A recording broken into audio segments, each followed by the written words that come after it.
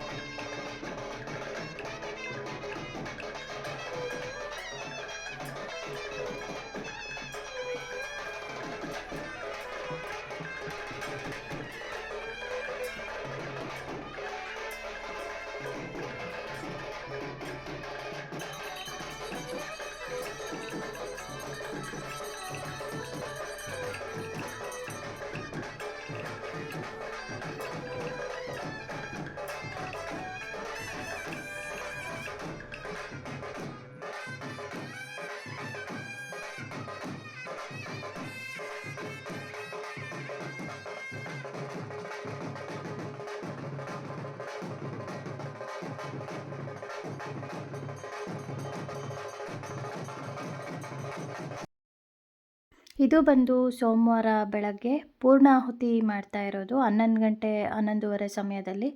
ಅದಕ್ಕೂ ಮುಂಚೆ ದೇವಸ್ಥಾನದಲ್ಲಿ ಅಭಿಷೇಕ ದೇವರಿಗೆ ಎಲ್ಲ ಮುಗಿಸಿ ಹೋಮ ಎಲ್ಲ ಮಾರ್ನಿಂಗೇ ಆಗಿತ್ತು. ಸ್ವಲ್ಪ ಜನ ಕಡಿಮೆ ಇರೋದ್ರಿಂದ ಎಲ್ಲರೂ ಬರಲಿ ಅಂತ ವೆಯ್ಟ್ ಮಾಡಿ 11 ಗಂಟೆಗೆ ಪೂರ್ಣಾಹುತಿಯನ್ನು ಮಾಡಿ ಮಹಾಮಂಗಳಾರತಿಯನ್ನು ಮಾಡಿದ್ರು. ಆವಾಗ ದೇವರಿಗೆ ಈ ರೀತಿ ಅಲಂಕಾರನ ಮಾಡಿದರು. ಇದಾದಮೇಲೆ ಒಂದು 2 ಅವರ್ಸ್ 3 ಅವರ್ಸು ನಮಗೆ ರೆಸ್ಟ್ ಸಿಕ್ತು. ಊಟ ಮುಗಿಸಿ ಮನೆಗೆ ಬಂದ್ವಿ. ಸಂಜೆ ಆಯಿತು. ನಾವು ಕೂಡ ಎಲ್ಲ ರೆಡಿಯಾಗಿ ಮಕ್ಕಳಿಗೆಲ್ಲ ರೆಡಿ ಮಾಡಿದ್ವಿ. ಇವರು ನನ್ನ ಫ್ರೆಂಡು ಮತ್ತು ಇವ್ರು ನಮ್ಮ ಅಕ್ಕ. ನನ್ನ ಮಗಳು ಕೂಡ ಸ್ಯಾರಿಯನ್ನು ಹಾಕಿದ್ದು, ಚಿಕ್ಕವಳು ದೊಡ್ಡವಳು ಇಬ್ಬರು ಕೂಡ. ಹಾಗೆಯೇ ದೇವಸ್ಥಾನದ ಫಂಕ್ಷನ್ಗೆ ಅಂತಲೇ ನಾವೆಲ್ಲ ಫ್ರೆಂಡ್ಸ್ ಅಂದರೆ ಸಿಸ್ಟರ್ಸ್ ಎಲ್ಲ ಏನಿದ್ದೀವಿ ಊರಲ್ಲಿ ಎಲ್ಲರೂ ಕೂಡ ಒಂದೇ ಥರ ಸ್ಯಾರಿ ತೊಗೋಬೇಕು ಅಂತ ತೊಗೊಂಡ್ವಿ. ಆದ್ರೂ 2 ಕಲರ್ ಸಿಕ್ತು ನಮಗೆ. ನೋಡಿ, ನಾನು ನನ್ನ ಮಗಳು ಒಂದೇ ಥರ ಸ್ಯಾರಿ ಹಾಕಿದ್ದೀವಿ. ನನ್ನ ಮಗಳು ಕಳಸನ ಹೊರ್ತಾ ಇದ್ದಾಳೆ ಇವಾಗ, ಮತ್ತು ಮಾರ್ನಿಂಗು ಕೊಂಡೋಕ್ಕೂ ಕೂಡ. ಸೊ ಹಂಗಾಗಿ ಅವಳಿಗೂ ಕೂಡ ಸ್ಯಾರಿಯನ್ನು ಹಾಕಿ ರೆಡಿ ಮಾಡಿ ಕರ್ಕೊಂಬಂದಿದ್ದೀನಿ. ಇವಾಗ ಕೂಡ ಅವಳೇ ಕಳಸನ ಹೊರ್ತಾ ಇದ್ದಾಳೆ. ಎಲ್ಲರೂ ಐಡೆಂಟಿಫೈ ಮಾಡ್ತಿದ್ರು, ಇವರೆಲ್ಲ ಒಂದೇ ಥರ ಸ್ಯಾರಿ ಹಾಕಿದ್ದಾರೆ ಅಂತ. ಖುಷಿ ಆಗ್ತಿತ್ತು ಅವ್ರ ಹತ್ರ ಎಲ್ಲ ಹೇಳಿದಾಗ. ನೋಡಿ, ಆರತಿನ ತೊಗೊಂಡು ಹೋಗ್ಲಿಕ್ಕೆ ಎಲ್ಲರೂ ಕೂಡ ದೇವಸ್ಥಾನದ ಹತ್ರ ರೆಡಿಯಾಗಿದ್ದೀವಿ. ಇನ್ನು ಬರೋರೆಲ್ಲ ಇದ್ದರು ಸಾಕಷ್ಟು ಜನ. ಸೊ ಹಂಗಾಗಿ ಆರತಿಯನ್ನು ತೊಗೊಂಡು ಬಂದು ದೇವಸ್ಥಾನದ ಹತ್ರ ಇಟ್ಕೊಂಡು ವೆಯ್ಟ್ ಮಾಡ್ತಿದ್ವಿ. ಅಲ್ಲೂ ಕೂಡ ದೇವರನ್ನು ಕರ್ಕೊಂಡೋಗಿ ಅಲ್ಲಿ ಬಿಟ್ಟು ಬಂದಿದ್ರು ಬನ್ನಿ ಮಂಟಪದ ಹತ್ರ. ಅಲ್ಲಿಂದ ಆರತಿ ದೇವ್ರ ಜೊತೆ ಕಳಸದ ಜೊತೆಗೆ ಮತ್ತೆ ದೇವಸ್ಥಾನದ ಕಡೆ ಬರ್ತೀವಿ. ನೋಡಿ, ಇವಾಗ ಲಿಂಗದ. ಸೊ ಇವಾಗ ಕಳಸನ ನೋಡಿ ಒರೆಸ್ಕೊಂಡು ಕರ್ಕೊಂಡು ಹೋಗ್ತಾ ಇದ್ದೀವಿ.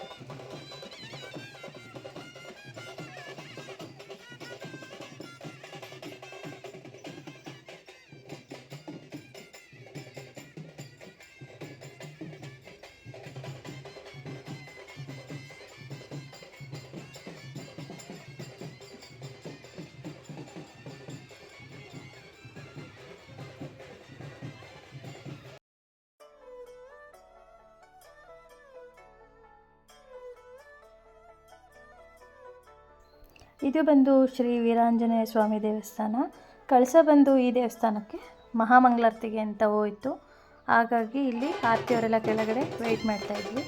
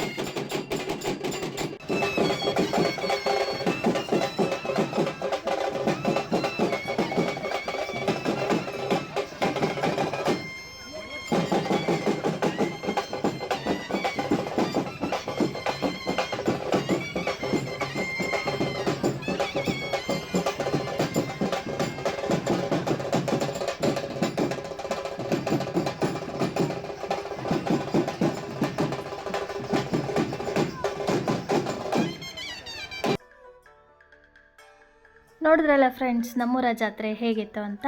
ಮುಂದಿನ ವಿಡಿಯೋಂದಿಗೆ ಭೇಟಿಯಾಗೋಣ. ವೀರಗಾಸೆ ಎಲ್ಲ ತುಂಬ ಚೆನ್ನಾಗಿರುತ್ತೆ. ನೆಕ್ಸ್ಟ್ ವಿಡಿಯೋದಲ್ಲಿ ನಾನು ಅಪ್ಲೋಡ್ ಮಾಡ್ತೀನಿ. Thank you for watching. Take care. Bye.